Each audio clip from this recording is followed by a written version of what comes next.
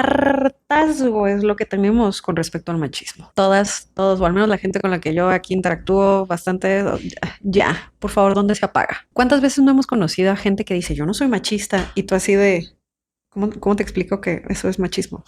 Por lo que sea que dijo, por lo que sea que hizo. ¿Qué pasa si le decimos a las personas que machismo no es solo un golpe o un grito? El machismo es silencioso, es estético, pero sobre todo es agotador para la salud mental.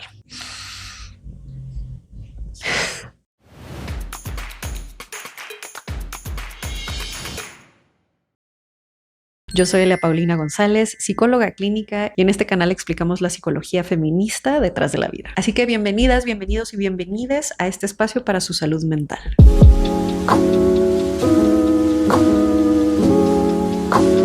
Oigan, yo les quiero contar que encontré un texto divino de Matthew Gutman de la universidad, ¿cuál es? Brown. Y yo espero que ustedes lo disfruten tanto como yo. Y dice más o menos así. El texto se llama Machismo y dice, machos y hombres. ¿Ninguno de ustedes está casado? Les pregunté a los muchachos. No. Todos solteros, me contestó Felipe. Ese güey tiene 2 hijos regados. Es el macho mexicano, me dijo Rodrigo, señalando a Celso, el padre de 2 niños que viven con su madre en otra ciudad. ¿Qué quiere decir eso? Inquirí. ¿Macho? Que tiene hijos por donde quiera, dijo Esteban. Que su ideología es muy cerrada, agregó Pancho. La ideología del macho mexicano es que tiene su ideología muy cerrada. No piensa a futuro las consecuencias que puede tener, sino que se basa principalmente en el momento, en la satisfacción, en el placer, en el deseo. Pero ya está desapareciendo un poco eso. ¿Ustedes no son machos? Les pregunté. No, somos hombres. Exacto. De nada. No, todavía no terminamos, ¿no? Les dejo el link por acá para que descarguen esta lectura. La verdad está divina porque es una gran reflexión acerca de la neta, o sea, cómo los hombres perciben al macho, al mandilón, y cómo otras generaciones ven el machismo como un rollo de honor.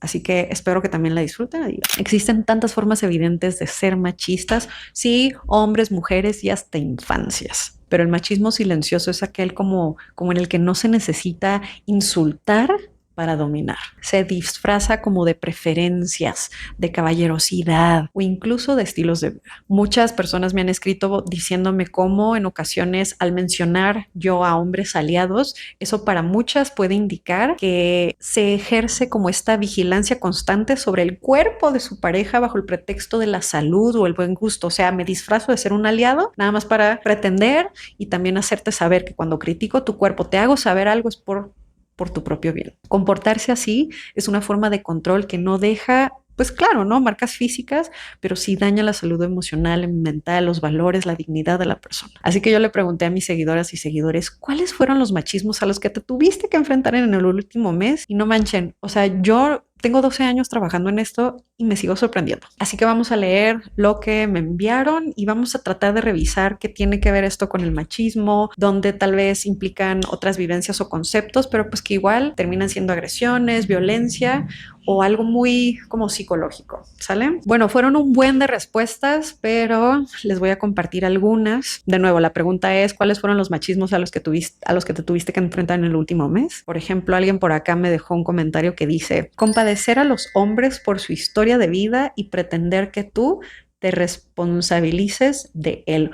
O sea, este rol como del cuidado, del yo te ayudo a que avances emocionalmente. Claro, pues evidentemente como parejas, como personas, apoyamos siempre a otras y a otros a mejorar, ¿sí? A pasarla bien, a muchas veces a sanar, pero cuando ya se siente como una responsabilidad, como es mi chamba, que esa persona sea una mejor persona, es mi responsabilidad, es mi deber, es ahí donde decimos, ¿cómo? ¿Por qué o qué? ¿Qué pasó? ¿Quién te enseñó eso? ¿De dónde lo aprendiste? Y entonces esto evidentemente me lo manda una mujer, ¿no? Y es compadecerles por su historia. Tanto he escuchado en consulta este tipo de situaciones en las que, ay, Pau, es que pues sí me violenta de todas estas formas habidas y por haber, pero es que tuvo una infancia bien ruda, tuvo una historia familiar tan triste, ¿no? Y me la cuentan y pues claro que son historias que dices, ah, ya, 2 más 2 me da el 4, ¿no? Pero una cosa es comprender la historia y otra es justificar para que la persona siga actuando de esa forma, violentando y denigrando los valores, el cuerpo, la salud mental de ti, de las personas. Y otra es precisamente creer que por el hecho de ser mujeres tenemos digámoslo así, como la capacidad de comprender esas cosas que muchos de ellos no comprenden, y es como fuera de una capacidad, recordemos que es como un camino de enseñanza. Nos enseñan a ser empáticas, ¿sí? Como mujeres se nos enseña a estar para el otro, a servir, y esto tiene que ver con eso, cómo yo intento resolverle los traumas y las emociones a mi pareja, porque así me lo han enseñado. Una cosa es que yo acompañe y yo apoye, pero a ver, cada cuánto va tu güey a atención psicológica, cada cuánto hace meditaciones, hace ejercicios, busca reunirse con otros hombres que le aporten, que le sumen en valores, ¿sabes? O sea, todo eso que como mujeres yo puedo notar que muchas hacen, ¿sí? Y entonces es aquí donde tenemos que estar cuestionando precisamente todos estos componentes, ¿sale? Recordemos que el machismo tiene que ver con todos estos comportamientos, actitudes, incluso pensamientos de dominación de los hombres hacia las mujeres, y que lo que hacen es perpetuar la desigualdad, la injusticia, ¿sí? Hacia las morras. Ya sé, está bien chafa. Ahí les va, otra respuesta. Dice, en una reunión familiar en casa de los papás de un ex, uno de sus tíos le estaba pegando a su esposa. Aquí estamos hablando evidentemente de violencia física, una de las expresiones pues más arcaicas, ¿no? También del machismo, de todas estas cuestiones y características patriarcales. Y en todo caso, híjole, es bien alertante. Mi pregunta aquí, yo sé que nada más me mandaron este comentario, pero sería, ¿qué hicieron el resto de personas? ¿Qué hiciste tú, la persona que me está mandando este mensaje? Cuando el resto de gente no hace nada por ayudar a la mujer que se está violentando, incluso con este tipo de machismos. Yo sé que iniciamos hablando de machismos silenciosos, pero ahorita ya nos fuimos acá así de que violencia física, ¿sale? Aquí es donde decimos, quienes no hacemos nada también formamos parte del problema. Es como cuando estamos en la escuela y existe algún tipo de bullying con alguno de los compañeros. Está el bully, la víctima de bully y los expectantes. Mientras los expectantes no hagan nada al respecto, no vayan y notifiquen, no señalen al amiguito, no frenen al buleador, son parte de la problemática porque son expectantes. Esto ocurre. Mi pregunta hacia ti sería, ¿cuántas veces has escuchado que se están madreando a tu vecina y no haces nada? Marca a la policía. Paulina, pero es que de todas formas, si yo hago eso, no lo va a dejar. Recuerden que cuando intervenimos ante situaciones de violencia, no lo hacemos condicionando a esa mujer o a esa persona de que deje a su pareja. Lo que estamos haciendo aquí, bajita la mano, es tratarle de salvar la vida, ¿sí? Frenar en ese momento el tipo de agresión tan severa que está viviendo. Que ojo, regresándonos al tema de machismos como silenciosos, cuando nosotros frenamos algún comentario incluso de este tipo, lo que estamos haciendo es eso, limitar que la persona siga violentando a la primita a la que le está diciendo comentarios como, ay, mijita, ya te ves más gordita. Sí, cosas como esas que decimos, oye, es una niña. O luego cuando llega una infancia y el abuelo o la abuela le dicen, ay, mi amor, y a ver, ¿ya tienes novia? Como, número uno, hipersexualizamos a las infancias. Y entonces eso tiene que ver con un machismo. ¿Por qué? Porque también le pregunto al niño que si ya tiene novia, ¿qué me hace creer a mí que ese niño va a crecer siendo heterosexual? Machismo. ¿Sí? Muy bien, seguimos. Mansplaining everywhere. Así es, el mansplaining, como lo dice la palabra en inglés, o tal vez la traducción, es cuando un hombre explica. Cuando un hombre te está explicando lo que tú acabas de decir, cuando un hombre vuelve a repetir el discurso que te acabas de aventar, cuando un hombre propone lo que tú acabas de proponer y tú así de, güey, pero lo acabo de decir yo. O sea, fíjate cómo aquí lo simbólico nos está diciendo que él es el que tiene o la última palabra o se ignora lo que tú acabas de decir, ¿sí? Y es como, ay, pero al mismo tiempo el mansplaining tiene que ver con cómo un hombre te explica cómo tú deberías sentirte ante una situación. O cuestiones lógicas que solamente las mujeres experimentamos. Cuando un hombre te dice cómo se debe de sentir, parir, dar a luz, menstruar, cómo se sienten los cólicos, al menos de que evidentemente sea un médico que te explique la fisiología y los procesos emocionales por los que una mujer puede transitar y así, está teniendo una explicación pues científica y profesional, ¿no? Pero invalidarte en tu emoción o hacerte saber que así es como te deberías de sentir es cuando el mansplaining entra así, mira, con todo su esplendor. Y recordemos que estos son machismos, ¿sí? Violencias ejercidas por hombres patriarcales a tal grado que hasta este tipo de violencia tiene nombres de vato, güey. Mansplaining, manterrupting, bropiating, manspreading, que pues las traducciones no son como tal así en español, pero si alguien ya las tiene en español o ya hay como un nombre específico para este tipo de violencias en español, ponlas en comentarios, por favor. Muy bien, el siguiente dice, tramité la pensión alimenticia para mis 2 hijas y él les dijo que ya no les iba a ver porque no le alcanzaba ni para comer. Híjole, aquí es donde también se puede llegar a presentar la violencia vicaria. Sí, la violencia vicaria y la violencia económica. ¿Por qué? Porque él está utilizando esta parte de su responsabilidad para no convivir con sus hijas. ¿Estamos de acuerdo con que el güey, claro, puede que no tenga dinero ni él para comer, pero aquí él lo que está haciendo es cortar la comunicación o la convivencia con sus infancias, cuando quizás no necesita tener dinero para hacer eso? Puede hacer videollamadas, puede visitar a las infancias para hacer la tarea con ellas, para saber cómo les va, los días que sea que le toca convivir, o sea, paternar, que regresamos al tema de cómo paternar no necesariamente es o no es únicamente ser proveedor, ¿sí? Pero aquí lo que hago es que como tú me demandas para hacer esto de la manutención y pues yo no tengo dinero para comer, entonces no veo a las niñas. Y ese es como un doble castigo. Esto es violencia vicaria porque el agresor está utilizando a las hijas como un arma para castigar a la madre por ejercer su derecho legal. Que ojo, esto también es derecho de las infancias.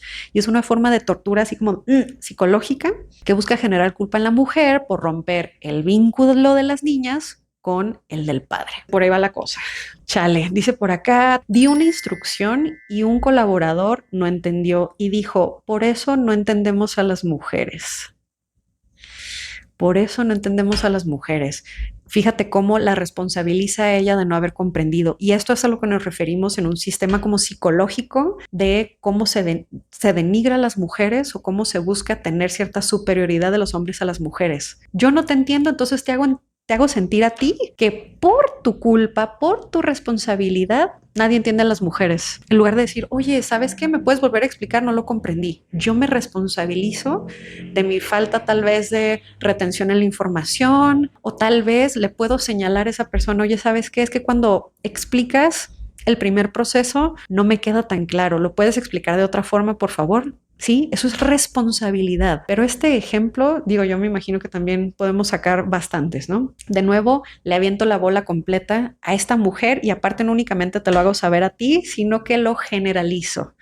Y ahorita tenemos otro, hay uno de los carros que yo sé que la mayoría hemos vivido. ¿Tomo agua? El siguiente y el más popular, diría yo, que siempre piensan que por ser mujer manejo mal. Y aquí tenemos factos.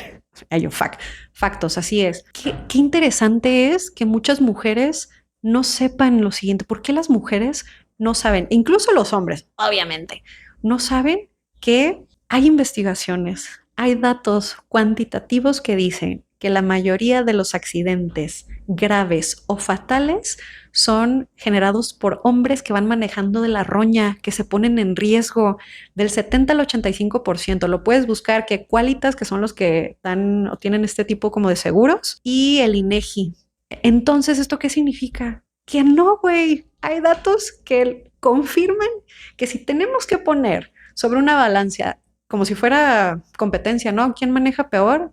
Pues son los vatos.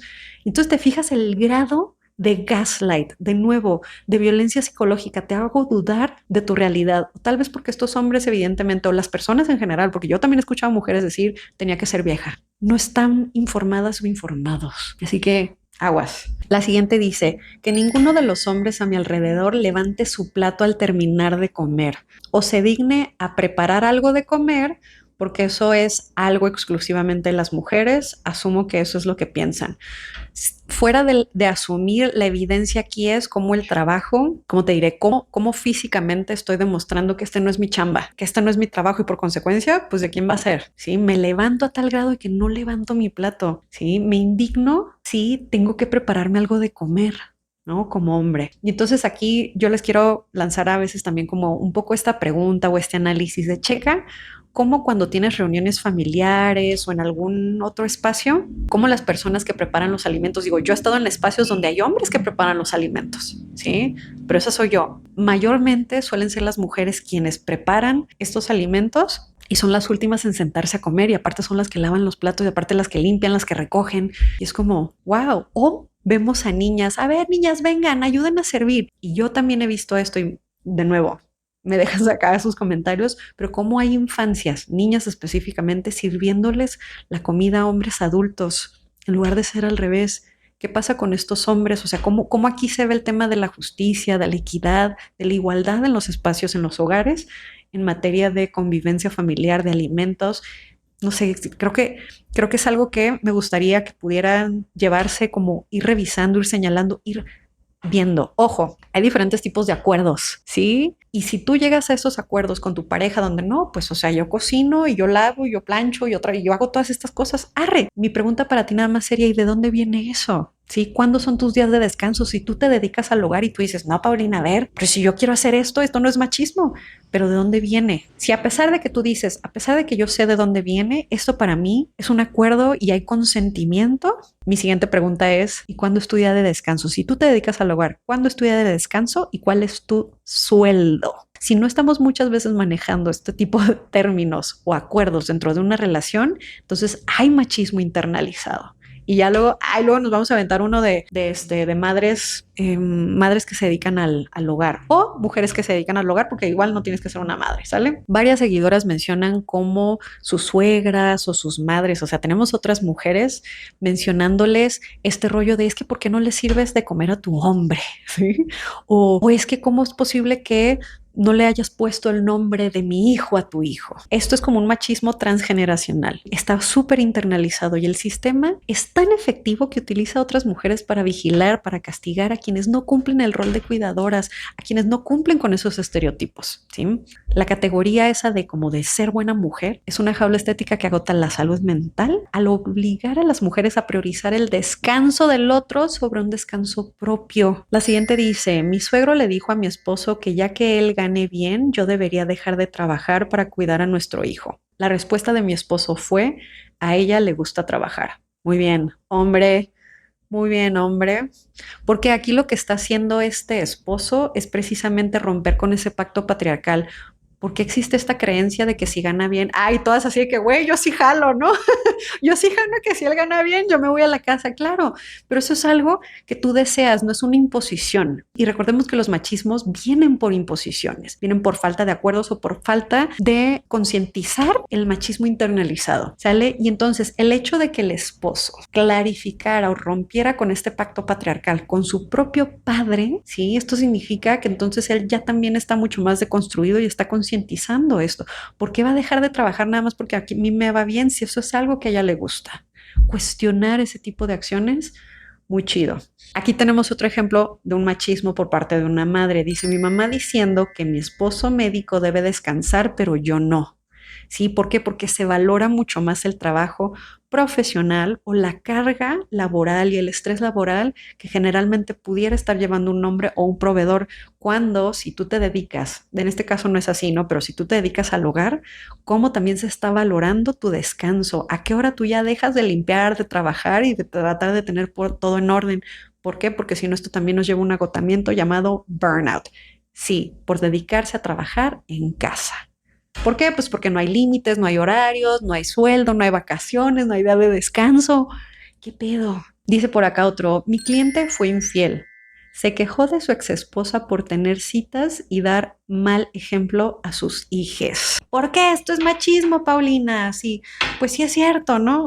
A ver, aquí quien está castigando la hora, el tipo de vida psicoafectiva o psicosexual que está teniendo su ex con otras parejas es la persona que fue infiel. Fíjate aquí cómo ya no existe una relación de pareja. Esta persona fue infiel y esta otra persona ahora está saliendo con otras personas, conociendo a otros hombres, y la persona le hace saber que eso es un mal ejemplo para sus hijas. Mal ejemplo es ser deshonesto, mejor abre tu relación, ¿no? O sea, como hay que practicar la honestidad dentro de las relaciones amorosas, dentro de las relaciones monógamas. Si tú no eres una persona monógama, o sea, ¿qué pasa si comienzas a explorar con mucha seguridad y con acompañamiento profesional, tanto con tu pareja y a ti mismo, el comenzar a tener este tipo de conversaciones que son sumamente difíciles cuando crecemos en un mundo tan binario, ¿sí? Entonces, fíjate aquí cómo el castigo viene con ser un mal ejemplo como madre, porque estás saliendo con otras personas, estás conociendo otras personas. De nuevo, aquí viene esta jerarquización y cómo se busca castigar a la mujer por vivirse en libertad de su amor, de su sexualidad, de con quienes ella decide compartir su tiempo. Por eso es machismo. Ay, aquí tenemos también, oigan, traigo el machistómetro, ahorita lo vamos a revisar. Este machistómetro es, ¿qué? ¿Quién me lo dio? El gobierno municipal de Guadalupe en Nuevo León. Así que ahorita le damos al machistómetro. Dice, culpar a las mujeres que salen con chacas cuando después les pasa algo. Y otra puso aquí, los voy a juntar. Dice, a que mi ex me dijera, te dije que eso te iba a pasar cuando dejaras de estar bajo mi protección. Exactamente, esto tiene que ver con la trampa del protector. Machismo en su máxima expresión. ¿Por qué? Porque se disfraza de cuidado, pero en realidad el control es lógico, ¿sí?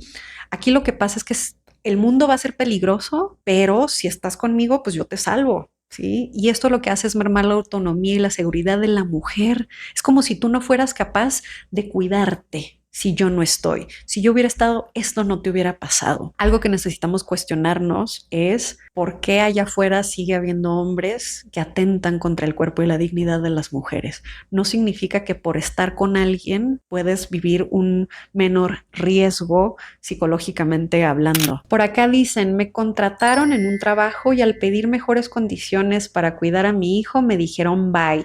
Híjole, eso se le llama discriminación, ¿eh? Y si estás en México, bueno, ya en muchos países tienes cuentas con derechos, hay que informarse, visita las colectivas feministas de tu localidad, que no pueden hacer eso, chica. No pueden hacer eso. Así que recuerden siempre tener a su abogada de cabecera, que recuerden que es una abogada feminista, porque que sea mujer no necesariamente significa que tenga este tipo de sensibilidad ante los diferentes temas, ¿sale?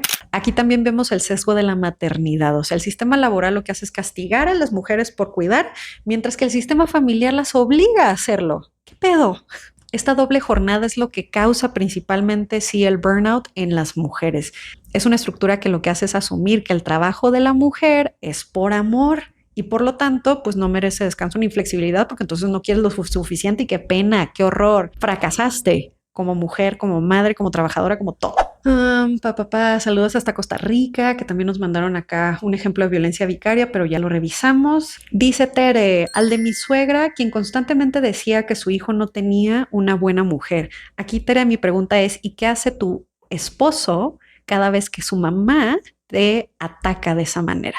Cómo él está terminando con ese como también pacto patriarcal, ¿te fijas? Porque si estamos hablando de machismo, por supuesto que hay mujeres aliadas al patriarcado, a este tipo de conductas. Entonces, cómo tu pareja también está poniendo límite a ese tipo de discursos por salud hacia su relación y, bueno, no sé si estén casados, ¿no? Matrimonio y demás. Varios de ustedes me dijeron que se siguen enfrentando al machismo de sus padres, ¿sí? Recuerden que los límites son para justamente que las personas podamos tener espacios con dignidad, o sea, son como para una o uno mismo, no necesariamente para que la otra persona se pueda convencer, pueda entender lo que le estamos tratando de decir, pueda integrar conocimientos estadísticos o de historia, lo que cree que sabe y por consecuencia generar un nuevo aprendizaje. No, los límites son para yo encargarme de estar en entornos con dignidad. Y entonces, si ese límite muchas veces no funciona con ese papá, hay diferentes estrategias que puedes tener si tú quieres seguir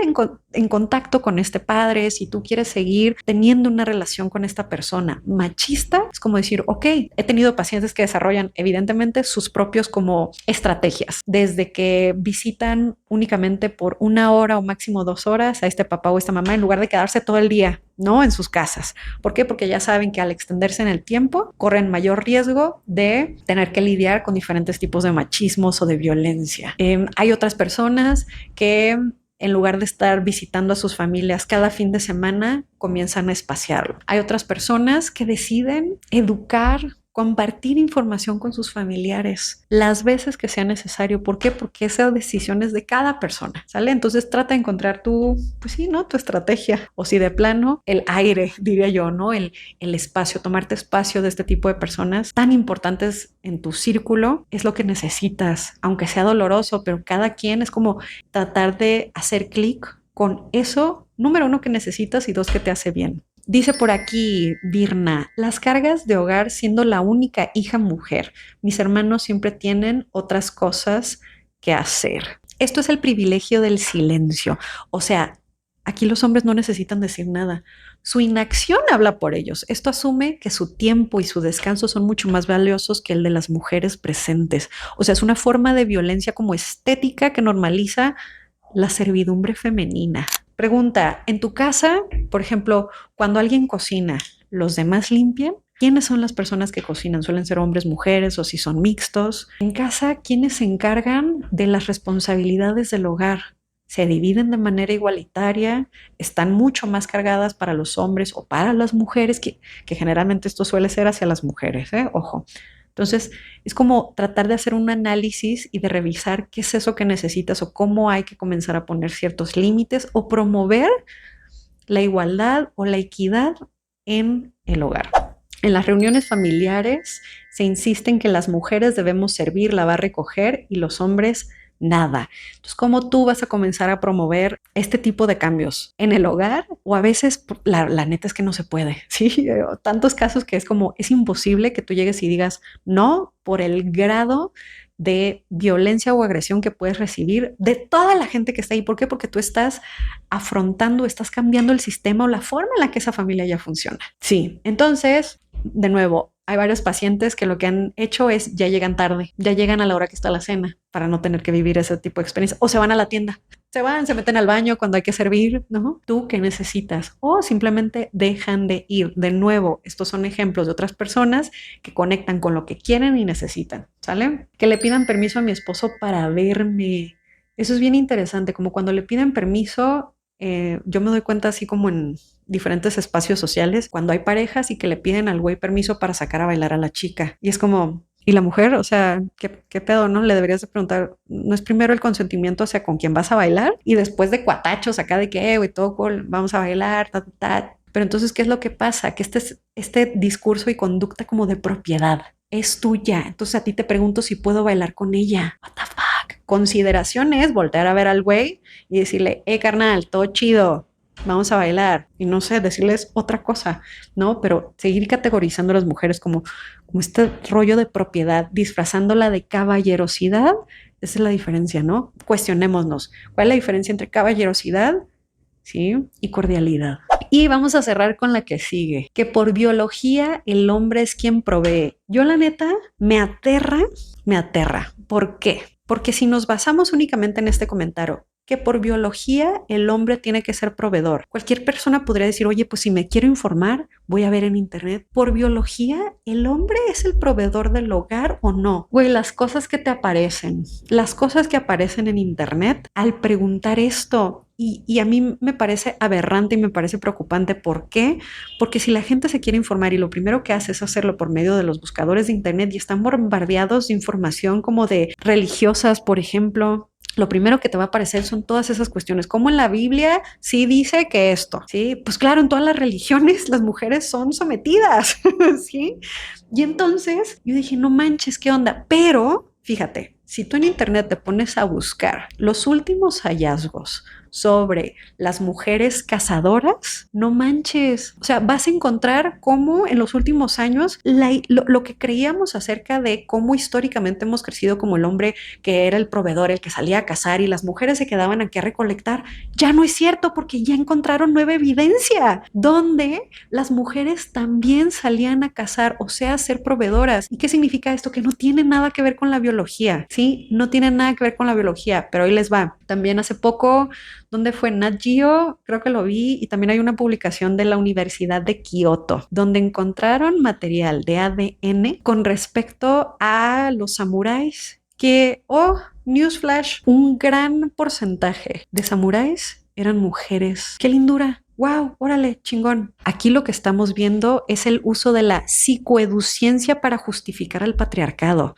O sea, decir que es biología es una táctica para cerrar el diálogo si tú no estás informado o informado y prestar la desigualdad como algo inamovible, algo natural, ignorando que el género es una construcción social, ¿sí? Y también me doy cuenta que el algoritmo patriarcal es lo que está haciendo. Cuando yo me meto a buscar así de primera mano, oye, a ver, porque quiero ver cuál es la experiencia que ustedes tienen al momento de buscar en línea, es preocupante. O sea, de neta le tienes que poner últimos hallazgos en materia de mujeres y la historia de la casa, mujeres proveedoras a lo largo de la historia. O sea, lo tienes que buscar de esta forma para que de neta te salgan los estudios universitarios. Y yo digo, qué violento, qué peligroso. Tenemos mucho que reflexionar, mucho que seguir exigiéndole a estos espacios y a estas grandes plataformas como fucking Google para que exista un algoritmo mucho más sano. Algo más que me gustaría añadir a todas estas como reflexiones es cómo el machismo silencioso también se presenta cuando una mujer de manera casi inconsciente baja el volumen de su voz, porque cede un espacio físico o lo que hace es como suavizar sus opiniones para no incomodar la fragilidad masculina. Cáchate, porque esto no tiene que ver con cortesía, o sea, es una estrategia de supervivencia psíquica que lo que hace es generar un agotamiento crónico por la constante autorregulación. Las mujeres no solo hacen las tareas, sino que gestionan la existencia de todos los demás. Y esto lo veo en los últimos 12 años, ¿sale?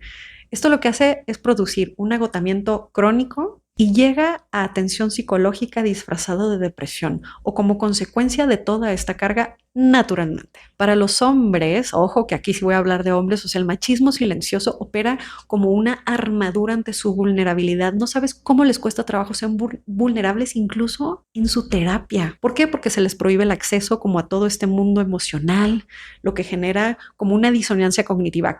¿Cómo se puede ver ¿Qué es eso, Paulina? De una disonancia cognitiva. Tienen que actuar como una piedra cuando por dentro están colapsando, lo que deriva en toda una serie de somatizaciones o ira silenciosa, que yo también diría que suele la ira de los hombres patriarcales no ser nada silenciosa, ¿ok? Ahora, en materia de burnout, a nivel clínico hay que hablar de esto por meramente cuidado. O sea, mientras que a los hombres se les permite y a veces se les exige, ¿no?, enfocarse en una sola tarea para ser exitosos, a las mujeres se les socializa en la hipervigilancia. O sea, las mujeres tienes que estar atenta de todo. Nos enseñan a estar al pendientes de todo, fucking todo. Que si está cómoda tu pareja o tu familia, que si los hijos ya comieron, que si la casa está bien, que si, no sé, te ves presentable mientras trabajas. Es como romperte el sistema nervioso. Para entender este agotamiento, quiero citar a Gerda Lerner en su análisis sobre la creación del patriarcado, y en pocas palabras ella nos explica cómo la cooperación de las mujeres en este sistema a veces se da por una necesidad de supervivencia social.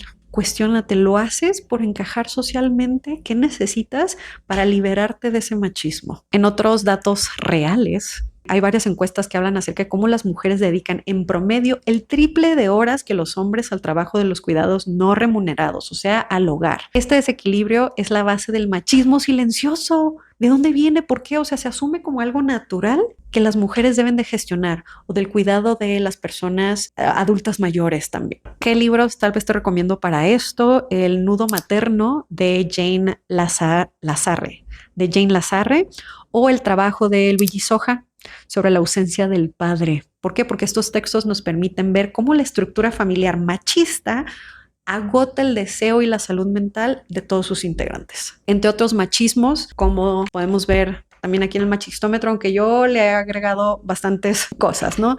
Tenemos el mentorrupting, donde investigaciones demuestran cómo los espacios profesionales y académicos, los hombres interrumpen a las mujeres con una frecuencia desproporcionadamente mayor. Mentorrupting, cuando un hombre te interrumpe, ¿sí? Esto agota porque obliga en todo caso a las mujeres a realizar un esfuerzo doble para ser escuchadas. O tienen que hablar más rápido o más fuerte. Te recomiendo que leas Feminismo para principiantes de Nuria Varela, donde le dedica toda una sección a los hombres. Sí, creo que esto es sumamente saludable y también aporta. ¿Cómo puedo seguir reconociendo que soy machista? Por ejemplo, este rol de el ayudador, ¿no? El hombre que espera instrucciones para colaborar en su propio hogar. Si necesita tu pareja que le digas qué hacer, entonces te está cargando a ti de la gestión mental. Así. Luego tenemos la invalidez emocional. No es para tanto, es que tú eres muy sensible. El uso de estas frases es una lógica para quitarte de esa experiencia humana a la otra persona, ¿sí? Que en este caso estamos hablando de hombres hacia mujeres o de cómo hay mujeres que perpetúan el machismo. También tenemos el falso consenso, cuando un hombre suele tomar decisiones importantes como compras, mudanza, planes y asume que tú estás de acuerdo porque pues no dijiste nada, ignorando que quizás tú tuviste el espacio emocional para negarte a eso. Luego tenemos el mansplaining o este rollo como del paternalizar, ¿sí? Que ya más o menos lo expliqué, pero en pocas palabras, o me gustaría reiterarlo, ¿sí? Porque te explican cómo deberías de sentirte respecto a lo que incluso tu pareja o ese hombre te hizo. No te sientas así, lo hizo por tu bien. Es que, te fijas, lo argumentan como desde una posible lógica, pero de nuevo invalidan tu autonomía. Y luego tenemos el pedestal de vidrio, que es como, es que, mira, tú eres una guerrera, ¿sí? Eres una super mamá, una morra 4x4, solo para justificar que no necesitan mover un dedo para ayudarte, porque tú puedes con todo. Y esto es un elogio que encadena, que agota y que también permite que esos hombres o integrantes de la familia, compañeros de trabajo, no se responsabilicen de lo que les toca. Y ahora vamos a hacer un breve ejercicio. Yo lo que les quiero proponer es que hagas una lista de 5 decisiones que has tomado en tu hogar, ¿sí? ¿Cuántas gestionaste tú de principio a fin? Si son las 5, mi ciela, ahí tienes el origen de tu fatiga crónica, porque ¿cómo es posible que en el hogar donde vives, que evidentemente existen más personas, tú tengas que ser la que soluciona todo o la que atiende todo? Si este video te hizo darte cuenta de que tu cansancio no es falta de vitaminas, sino exceso de fucking patriarcado, y te hizo sentir que por fin alguien le puso nombre a esa fatiga que traes en los hombros, suscríbete, dale like, comenta, comparte, para que sigamos desmantelando estas estructuras que tanto agotan el corazón. Y cuéntame de paso en los comentarios, ¿cuál es esa conducta silenciosa que antes veías como normal y que hoy te das cuenta que es puro machismo? Porque necesitamos comenzar a balconear, a nombrar este tipo de violencias para que las demás personas se den cuenta de qué es lo que está pasando. De nada.